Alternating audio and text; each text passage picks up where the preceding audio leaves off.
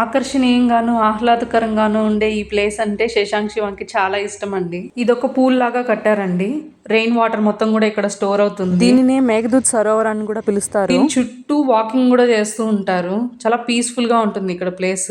Steps ఎక్కుతూ దిగుతూ ఇలాగే కొద్దిసేపు ఆడుకున్నారు. లాస్ట్ వీడియోలో చెప్పాను కదండి, చూడండి ఇక్కడ నేను చూపించిన ప్లేస్లో మొత్తం గ్రాస్ అంతా వచ్చింది. షేప్ మొత్తం మారిపోయింది అసలు చూడ్డానికి.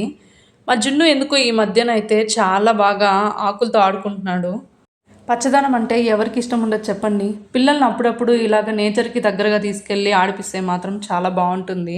చూసారా అక్కడక్కడ దీని ఒరిజినల్ షేప్స్ అయితే ఉంది. టోటల్ గ్రాస్ అయితే మొత్తం వస్తుంది రెయిన్కి.